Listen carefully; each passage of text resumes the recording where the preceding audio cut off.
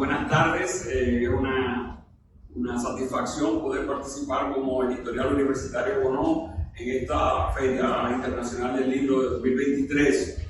Como ustedes se imaginarán, una editorial lo que se dedica es a publicar libros. Entonces, esta charla de la trayectoria del Papa Francisco está asociada al lanzamiento de nuestro último libro, que está calentito, lo fuimos a buscar esta mañana.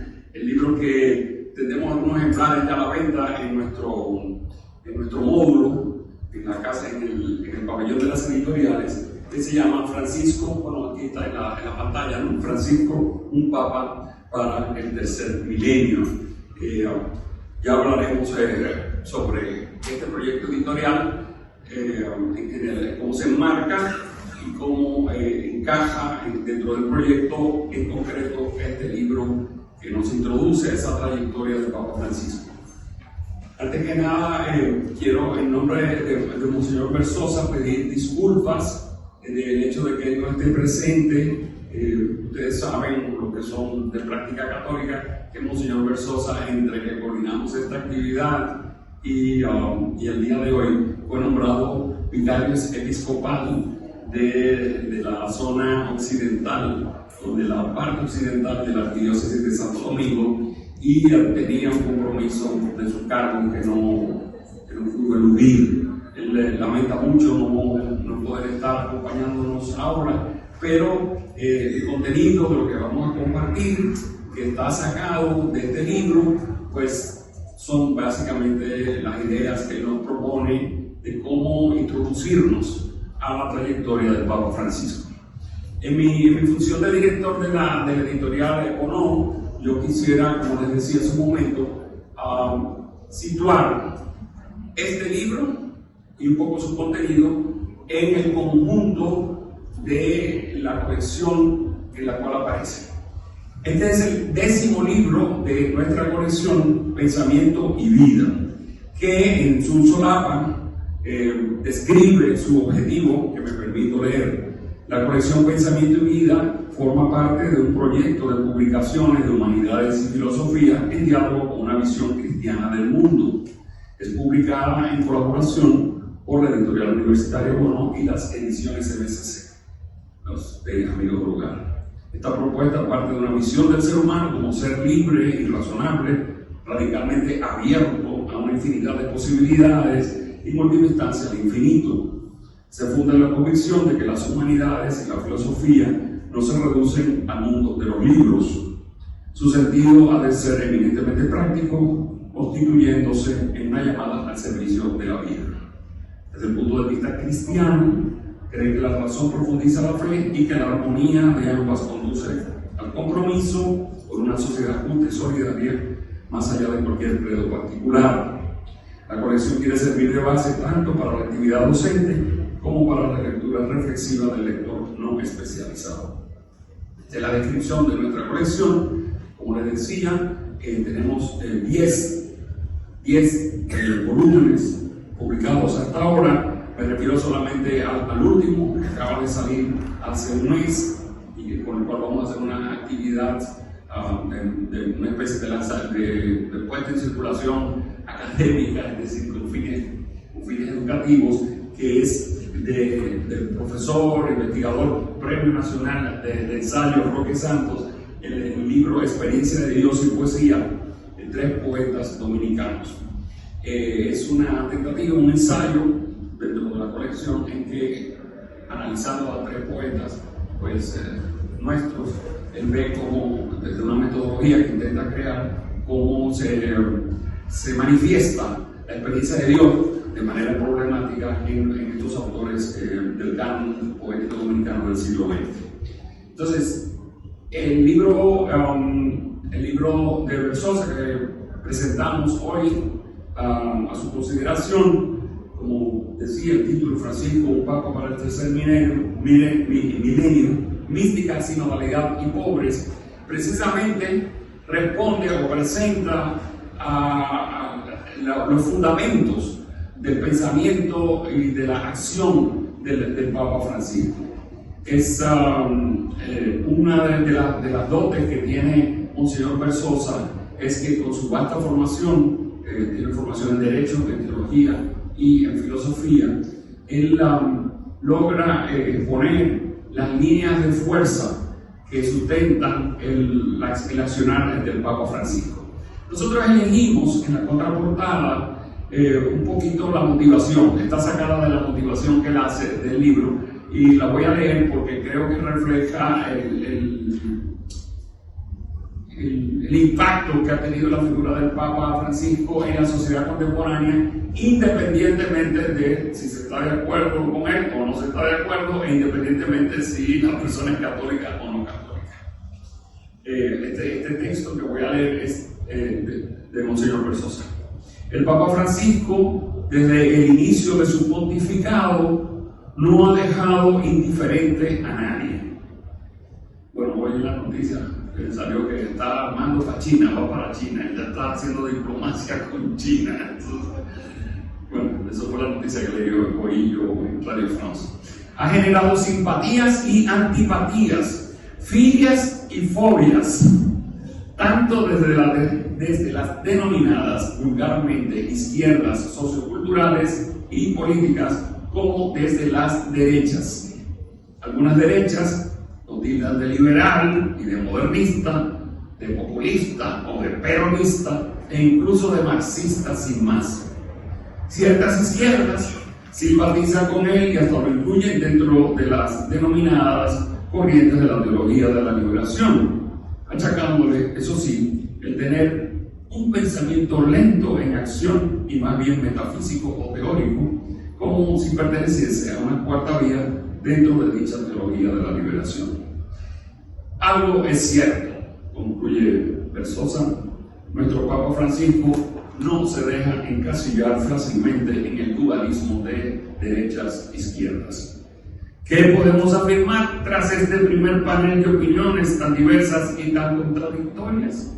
¿Qué podemos afirmar? Bueno, aquí dejamos la pregunta abierta, porque el libro es lo que podemos afirmar, ¿no?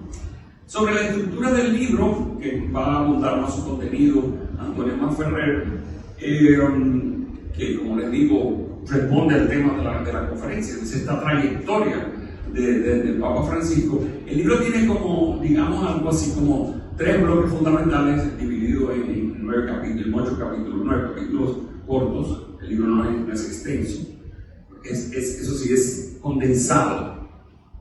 Una lectura tiene un vocabulario técnico, ¿no? Porque hay palabras que son propias de la iglesia. Después en el diálogo veremos si hay que esclarecer algunos de los términos que vamos a usar aquí. Pues el libro en su estructura general, yo diría que tiene 3 partes básicamente. Una parte que le podemos llamar contextualización, que tiene que ver con su biografía, la historia y las coordenadas intelectuales de su vida, de su persona, y cómo eso se teje. Entonces, segunda parte, en los grandes temas, que son el subtítulo del libro, que no está aquí proyectado, pero el título, el libro tiene como subtítulo Mística, Sinodalidad y Pobres. Ese es el subtítulo que, de alguna manera, según Versosa, resume las grandes preocupaciones o las grandes temáticas del Papa Francisco. Entonces esa sería la segunda parte. Y la última parte sería más bien como práctica, cuáles son las líneas de acción del Papa. Sobre todo hay un muy breve ensayito que él Versosa incluyó en su libro, que es sobre cómo el Papa reaccionó al post-COVID, al COVID, y después al proyecto que está andando en este momento que nos encontramos aquí, que es intraeclesial, que es el tema de la sinodalidad. Entonces, estas son las grandes estructuras del libro. Acabo mi participación haciendo lo que más yo me dedico, que es, yo soy profesor de filosofía, y entonces quiero señalar 2 cosas, una más conceptual y otra más contextual, de las líneas que contextualizan el pensamiento del Papa Francisco, y que pedagógicamente Versosa resume como con preguntas y respuestas. Yo voy a leer dentro de un momento, y con eso voy a concluir, 2 paginitas cortitas donde Versosa, muy pedagógicamente, porque fue lo que le pedimos, nos resume las claves fundamentales del pensamiento del Papa Francisco. Lo primero que les decía de las 2 cosas antes de leer esas características, el primer punto que yo les quería decir, un poco técnico, que me llamó la atención en el enfoque que le da Versosa al pensamiento del Papa Francisco, es lo que yo llamaría, y disculpen la palabra, pero está en el texto, un hegelianismo no hegeliano. ¡Wow! ¿Qué significa eso? Bueno, miren, muchos de los pensamientos que influyen y que han organizado la sociedad en los últimos 2 siglos están inspirados en ese filósofo alemán que se llama Hegel, y el marxismo está inspirado en Hegel, ¿no? Entonces, técnicamente hablando, que es una palabra que van a encontrar muchas veces en esta exposición, es la palabra dialéctica. Técnicamente, y disculpen que repite tanto, técnicamente, porque son palabras que se usan en un sentido muy específico, la dialéctica de inspiración hegeliana tiene un momento que se llama de tesis o de afirmación de algo, después tiene un momento de antítesis, que es un momento de negación de lo primero, y un tercer momento que se llama la síntesis, que de alguna manera es el resultado del choque del primer momento y el segundo momento, pero en ese tercer momento el primero queda borrado, es decir, queda atrás. Dicho de otra manera, el hegelianismo es lo que se llama una teoría del progreso, es lineal, y entonces cuando uno va avanzando, lo que quedó atrás se perdió, por así decirlo, se esfumó en la historia. Podríamos poner, por ejemplo, a ver qué ejemplo pongo, un gráfico de historia. Vamos a poner este ejemplo. Ustedes ven, por ejemplo, lo que nosotros llamamos hoy, bueno, nuestro país es una república. Busca un ejemplo, este va a ser más claro. Ustedes tienen, desde un punto de vista histórico, que Hegel es muy sensible al análisis histórico, un momento de afirmación, o sea, de una realidad que se afirma, que está ahí, que está funcionando. Y este es el ejemplo que pongo, la monarquía, ¿no? La monarquía es el gobierno de uno. Se corrompe la monarquía, ¿no? La monarquía concretamente francesa, que es el ejemplo que voy a poner, y viene un movimiento social que lo anula, es decir, la negación del primer momento. Y ese es el momento que llamamos normalmente revolución o revolucionario. Entonces, el momento revolucionario es un momento eminentemente negativo, es decir, de negación de la primera realidad. Y después viene el momento de la síntesis, que hoy llamamos régimen o sistema republicano. Entonces, digamos que la república es la síntesis y elevar a otro nivel el régimen primero después de un negar. ¿Qué queda de lo primero? La idea del uno. Entonces, los regímenes republicanos tienen esta figura que es lo que llamamos hoy un presidente, de las distintas versiones, pero este presidente es como quien dice una especie de sustituto del monarca, pero el monarca que hicieron fue a la guillotina, o sea, lo negaron. Bueno, ese es lo que sería un proceso dialéctico, ¿no? Aquí Versosa nos explica muy claro cómo, a pesar de la gran influencia que tuvo Hegel en los años 60 en Argentina, el Papa Francisco Jorge Bergoglio, se dejó o se influenció por otros pensadores, de los cuales nos van a hablar, y más bien caminó hacia un modo de concebir las oposiciones que tenemos en la vida como otro sistema. Su principal inspirador es un pensador, un teólogo y pensador alemán que fue muy famoso en el siglo XX, que se llama Romano Guardini. Y el Monseñor Versosa lo resume con la frase en latín la pone complexio opositor. ¿Qué es esto? Traducido literalmente, es un resultado de una complejidad de oposiciones. Y Versosa se detiene a explicar que las oposiciones, que es con la que intenta funcionar el Papa Francisco, no son contradicciones, porque las contradicciones, también en lógica, anulan al contrario. La oposición es una tensión creativa, de tal manera que el tercer momento que en el hegelianismo sería el resultado de una negación, aquí el tercer momento es el resultado de, inspirado en otro teólogo muy famoso del siglo XX, que se llama Hans Urs von Balthasar. Es un momento que el Papa llama sinfónico, donde lo que se hace es concertar las diferencias y armonizarlas, pero no anularlas, sino hacer que converjan de tal manera que puedan sacar una melodía distinta. Y en ese sentido no hay una linealidad. La idea es que una vez uno llega al momento, vamos a llamarle así, con von Balthasar, sinfónico, es posible volver al primero. ¿Por qué esto es importante pastoralmente? Porque si montáramos nuestra acción pastoral sobre una concepción lineal, solamente estaríamos con la gente brillante. Y cuando tenemos una gente enferma, una gente que se, entre comillas, se quedó atrás, no hay manera de devolverse a recogerla. Ustedes ven ahí las parábolas del Evangelio, esta idea, ¿no? De volver, de regresar. Entonces, en una concepción de progreso, la idea de regresar se pierde, mientras que en una concepción que además, en el caso del Papa, como explica Versosa, está llena del principio de misericordia, es importante poder volver al primer momento y recoger al que se cayó. Fíjense cómo esta fundamentación filosófica, para los que tienen más práctica pastoral aquí presentes, de los aquí presentes, refleja lo de la sinodalidad. Porque la sinodalidad significa la capacidad de caminar juntos. Y si hay que pararse para poder caminar juntos, yo no corro, yo me detengo, yo hago el esfuerzo de integrar. Bueno, yo quería señalar eso. Ceso a la tentación de la parte jesuítica que me encantó. Como señor Versosa parece que a algún momento quiso ser jesuita. No se nota. Bueno, voy a acabar, como les decía, leyendo a lo que lo tengo aquí en mí. Cuidado si ponerse tan inteligente, Versosa. No, es más inteligente porque no entró.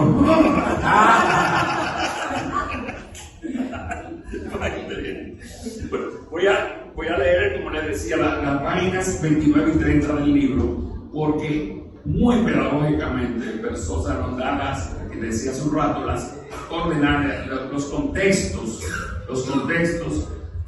donde emerge esta parte académica, ya la parte más histórica y práctica nos la va a compartir Antonio. Como digo, esta es la parte como que nos explica su manera de pensar y responde a los intereses de nuestra colección, ¿no? De cómo unir pensamiento, vida, teología, o sea, pensamiento cristiano, valores cristianos, presencia política, ser reflexivo, renunciar al fundamentalismo. Eso está muy bien aquí explicado, porque el Papa no es fundamentalista, no es dogmático, entra en diálogo, etc. Esta parte se titula Claves de la biografía intelectual de Jorge Mario Bergoglio. Resumen global. 1.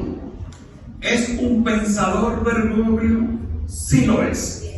De sus escritos surge un pensamiento más complejo y más elaborado de lo que aparentemente se manifiesta. Porque como ustedes saben, el Papa siempre pone un ejemplito, ¿no? Y parece que no está diciendo nada, y está diciendo. 2. ¿Por qué busca un lenguaje sencillo? El lenguaje de Bergoglio es sencillo porque él quiere ser sencillo, fruto de la simplicidad evangélica y no de la limitación de expresión. 3. ¿Dónde se formó Bergoglio? Estudia filosofía y teología en el Colegio San Miguel, es el colegio nuestro, el filosofado nuestro en Argentina. Sus referencias más importantes son Henri de Lubac, Gaston Fessard y Michel de Certeau, entre los europeos, y Alberto Metol Ferré como latinoamericano, además de los integrantes de la llamada Teología del Pueblo y Cultura Argentina. 4. ¿Cómo se resume su pensamiento? Tiene una visión más espiritual que teológica y de corte muy histórico-cultural como latinoamericano que es. En resumen, una teología encarnada en su pueblo. 5. Es radical en sus planteamientos. Austin Agerreich, que es el principal biógrafo del Papa, subraya que su radicalismo, entre comillas, no proviene de una ideología progresista, ya sabemos por qué, ¿no? El problema del progreso, ¿no? Que no es capaz de recoger que se quedó atrás, ¿no? No proviene de una ideología progresista ni conservadora, sino por ser misionero y místico, muy ignaciano y muy universal. Entronca su papado con el catolicismo tradicional del santo pueblo de Dios, no del, vamos a decir, no del Concilio de Trento, no, el tradicionalismo de la gente sencilla, ¿no? Sobre todo de los más pobres. Según Máximo Franco, Francisco ha liquidado los mitos revolucionarios comunistas para ponerse él mismo a la cabeza de movimientos populares, a los que ofrece una salida diferente, pacífica, inclusiva y ofreciendo resistencia al, entre comillas, paradigma tecnocrático capitalista. 6. ¿Cómo nace su pensamiento? En continuidad con la línea de Romano Guardina, de Augusto del Noche y Bettol Ferrer, es importante todos esos nombres, después los wikipedizan para que sepan quiénes son esos señores, porque propone una vía de reconciliación entre los débiles y los más protegidos para lograr la paz social. Todo el pensamiento de Bergoglio es de reconciliación, de integración de contrarios, integrar los contrarios, no anularlos. No es un pensamiento irénico es el que le sale corriendo al conflicto. No es un pensamiento irénico, optimista, típico del que tiene ideología del progreso. Es para adelante que vamos, aquí hay un cambio. Entonces es ideología. Es ingenuamente progresista, sino al contrario, un pensamiento dramático y agónico. Dramático, viene del fondo al nazar eso, que engendra tensión y que nació en una Argentina dividida entre la derecha filomilitar y la izquierda filorevolucionaria. Y aquí nace lo que llamará la dialéctica polar o antinómica de contrarios de algo superior, que constituye el hilo rojo de su pensamiento y su núcleo conceptual original. Termino con esta cita, punto 7. Bergoglio ha luchado por una síntesis de los opuestos o de los contrarios. Eso es lo que yo llamé hace un rato el hegelianismo no hegeliano, ¿no? No una síntesis equidistante ni una mera solución centrista o irenista, como aquí no está pasando nada, ¿verdad? Sino un intento teórico práctico religioso de sugerir una unidad antinómica, una solución agónica obtenida mediante el contraste. Bueno, espero que disfruten el libro, como les decía, está en nuestro módulo a disposición para que quiera adquirir, y que esta introducción pues sirva para lo que ustedes vieron, es decir, que tomar en la figura del Papa, hay una intervención y después vienen las preguntas, en la figura del Papa un referente para también nosotros actuar en la vida, y para que sea esta idea de lidiar con las oposiciones la que tengamos como gran aprendizaje hoy, gracias a las reflexiones de Monseñor Berzosa. Gracias. Muchas gracias, Pablo. Bueno, ya saben que dentro de la compañía de Jesús hay filósofos, pero también tenemos vendedores. Yo creo que esa es la vocación que tengo de vendedor. Ahora mismo estoy asignado en Cuba y estoy tratando de vender la fe allá, un poco difícil, pero se puede. Pablo me pidió, ante la situación inminente que Jesús no pudo venir, que hiciéramos una especie de transfiguración caribeña, que yo encarnara la figura de él. Va a ser un poco difícil, ¿por qué no? Pero sí les digo algo, el porqué de la publicación en Pensamiento y Vida, ya Pablo trazó horizontes. Pero para un lector promedio como yo, como vendedor, cuando empiezo a leer el libro, yo digo, wow, una literatura más sobre Francisco. Esa fue mi primera, no sé si ustedes han tenido experiencias de literatura sobre Francisco, o biografías, o películas, o documentales en Netflix. El Papa Francisco, así como ha sido una figura también que ha creado conflictos y tensiones, también ha sido como una especie como de rockstar. No sé si se han dado cuenta que el Papa Francisco mueve masas y todo eso. Y me recuerdo del año 2013, hace 10 años, al inicio del Papa Francisco, yo estaba haciendo una experiencia pastoral en una diócesis en Puerto Rico, en Campos. Me quedé en una casa de familia. Y ellos como que, ¿y qué le vamos a regalar al muchacho este?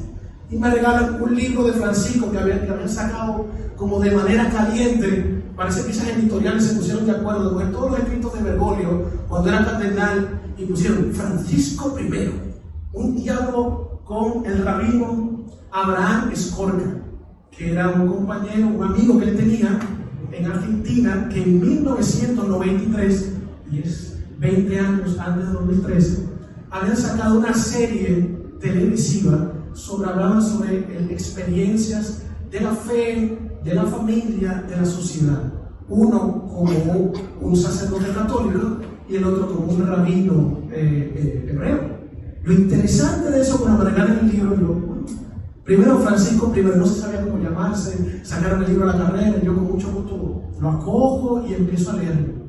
Y encuentro en él una lectura, creo que fascinante, en el sentido de que cómo caramba se pusieron de acuerdo con un rabino y un obispo para hablar temas de confrontación. No sé si ustedes, pero a mí me criaron de que cuando usted va de visita no se puede hablar ni de política, ni de religión, ni de pelota. Y entonces es interesante porque lo que nos hablaba Pablo sobre el tema de confrontar los opuestos, que bien Versosa habla, es que la temática de Bergoglio siempre ha sido como, vamos a tratar estos temas fronteras y vamos a tratar en un espacio de diálogo, de dialéctica, y vamos a sacar consensos. Pero no necesariamente que vamos a sacar un punto medio de las cosas. Usted tiene su forma de pensar, pues déjelo así. Yo tengo mi forma de pensar. Y el libro me fascinó tanto por eso, porque cada uno exponía sus formas y no había un consenso al final. ¡Wow! Señores, aquí parece que hay democracia y participación. Sí, me interesó mucho, pero después reservé esa lectura y leí uno que otro escrito de Francisco por mis obligaciones eclesiásticas. Pero fascinante. ¿Por qué les digo eso para hablar de este libro? Este libro, Versosa, trata de ser como yo creo que un riesgo, un atrevimiento de su parte. Él le llama como una introducción a la visión global de Francisco. Un personaje que está vivo, o sea que no puede una sorpresa hasta el final, pero él ha podido como escarbar y precisar como esas claves de interpretación de cómo poder leer Francisco. ¿Por qué les digo esto? Porque este libro, que me parece interesante, puede ser como una clave de lectura para leer los escritos de Francisco. ¿Okay? Con sus límites, pero con sus aciertos. O sea, cómo poder entender el tema de por qué ir a las fronteras existenciales, por qué lo toca, por qué dentro de su contexto personal, pastoral, por qué dentro de sus ejecutorias pastorales habla de sinodalidad. Todas estas cosas ya Bergoglio lo iba gestando dentro de su experiencia vital.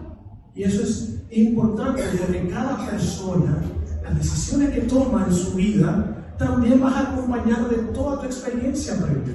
O sea, no hay nada que usted tome así, a la evolución, no. Es que haces también, te acompañan tu crianza, te acompañan tus actos, te acompañan tus decisiones, tus desaciertos. Y quiero compartir esto porque Versosa, de manera muy acertada, él mismo propone a Francisco, y el mismo Francisco lo pone en diálogo a Versosa. Versosa dice en la introducción: Francisco es el modo de ser de la iglesia. Correcto, o sea, una postura correcta de su ser obispo. Pero es interesante porque el mismo Versosa trata en la introducción que en el 13 de marzo de 2013, el día que fue nombrado cardenal, Jaime Ortega, años después, arzobispo de La Habana, ya fallecido, le muestra como un escrito que él había hecho en las conferencias previas de la selección al Papa. Y quiero leérsela porque Versosa lo trata muy bien, y creo que esto puede bien resumir más que el pensamiento, o sea, como que toda esta experiencia vital del Papa, en la cual nos invita a nosotros a qué tipo de iglesia queremos ser. Dice Bergoglio días antes del conclave: comenzando por el Papa, todos los bautizados deben ser hombres y mujeres que, desde la contemplación de Jesucristo y desde la adoración a Jesucristo, ayuden a la iglesia a salir de sí hacia las periferias existenciales, para ayudar a la iglesia a ser la madre fecunda que viva de de la dulce, confortadora alegría de evangelizar. El documento se llamaba en ese entonces La dulce y confortadora alegría de evangelizar, en la cual en su proyecto de gobierno años posteriores se concretizó con Evangelii Gaudium. Es interesante, ¿por qué tratarles esto? Porque ya había dentro de las experiencias, en el contexto de Francisco, esa idea. Y quiero tomar esto mismo para poder hablar un poco del contexto de Francisco. Dice, comenzando por el Papa, ¿no? Ya hay un contexto de jerarquía, de referencia, de vicario como servidor, de aquel que ayuda hacia los demás, como a todos los bautizados. Papa Francisco convoca a todos los bautizados, porque el verso también lo trata, que él habla sobre la eclesiología de los bautizados. Si van a ver, por ejemplo, en Amoris Laetitia, hay un tema de confrontación muy fuerte. ¿Puede una persona divorciada participar en los asuntos de la iglesia? Amoris Laetitia. Y el mismo Papa Francisco hace en la carta, bueno, pero el ser bautizado no anula su ser cristiano. O sea, hay una preocupación de Francisco, Ser divorciado. Sí, no, digo, pero su ser bautizado no anula los otros sacramentos. O sea, no anula una persona que por una situación, una coyuntura, tiene que ceder ante una separación, pero es un ser bautizado. Entonces dice, pero no le puede anular eso su propio sacramento. Es interesante porque él mismo problematiza, pero no ordena, sino que él presenta su forma de visión de la iglesia y lo pone en confrontación. Claro, eso pone a debate a los al lado derecho, al lado izquierdo, a los del centro, a los de atrás. Es interesante porque esa perspectiva de poner en manifiesto lo que yo creo de un espacio de libertad es parte también de su ser jesuítico, en la cual dentro de su formación parece que los espacios de libertad son permitidos, pero no se anula, sino que quiere construir. ¿Okay? Aunque haya tensión, diría Pablo, diciendo a Romanos 40, tensión polar, ¿no? Hay polarizaciones, hay tensiones, pero tenemos que llegar a una dialéctica, tenemos que dialogar. ¿Okay? Con esto seguimos con la otra parte. ¿Qué quiere que los hombres y mujeres hagan conjunto al Papa? Es desde la contemplación de Jesucristo y desde la adoración a Jesucristo. Esta frase es mística. Mística, que es la primera frase que Pesosa nos remite como sería este Papa del tercer milenio, místico. La mística es el encuentro con la persona de Jesús. Es el encuentro con Dios.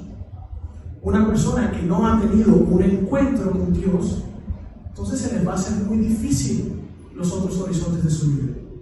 En la perspectiva cristiana, el encuentro con Jesucristo. Por eso es importante tanto contemplar, que dentro de la perspectiva ignaciana es ver desde la realidad dónde está la presencia discreta de Dios en las situaciones, acciones. Y la adoración a Jesucristo es explicitar que dentro de ese acontecimiento cotidiano se gesta la presencia de Dios. ¿Para qué?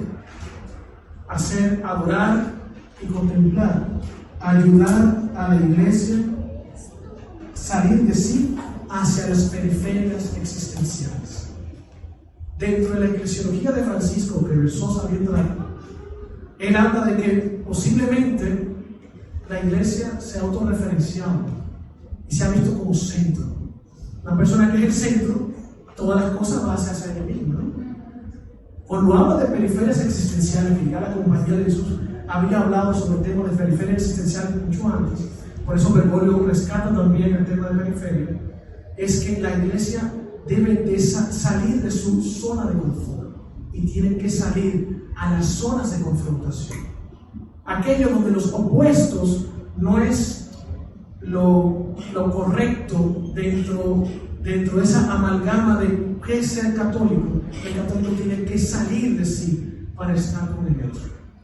Por eso es el tema muy importante en la cual la mística o el encuentro con Dios te hace a ti salir de ti para ir hacia otro. Y creo que Bergoglio, en ese sentido, lo tenía bien claro. Sí, para ayudar a la iglesia a ser la madre fecunda, Al parecer, y claro, es una persona realista. Si podemos ayudar a la iglesia a ser madre fecunda, es que posiblemente se han dado vestigios de esterilidad. La esterilidad, esa imagen que usa de fecundidad y esterilidad en Bergoglio, no quiere decir que necesariamente la iglesia debería llegar a un punto en el cual vamos a vivir ahora en este año sobre el sínodo de la sinodalidad, que lo estamos viviendo en una propuesta eclesiológica que se está dando de participación, de comunión y de diálogo frontal. Es que la única manera de que la iglesia sea fecunda es por medio del diálogo. Diálogo con la sociedad, diálogo con la cultura, diálogo con sus creencias personales y también colectivas. ¿Sí? Y para eso, para vivir la dulce y confortadora alegría de evangelizar. Ahí está como el tema estético, ¿no? Lo bello, lo bueno y lo verdadero. La alegría de evangelizar. Y en eso creo que Versosa atinó. Hay algunas palabras técnicas que él mismo hace resumen global. Resumen es interesante porque pedagógicamente es una lectura bien ligera. Yo tuve la oportunidad de leerlo en poco tiempo, pero vale la pena. O sea, vale la pena tratar de conseguir el libro y ver, tomar tal vez uno de los escritos de Bergoglio y utilizar esto como de clave de lectura para ver hasta tanto cuanto que me ayuda y hasta dónde. Y nada, esperamos que puedan surgir algunas preguntas o algo sobre esto y nada, adelante.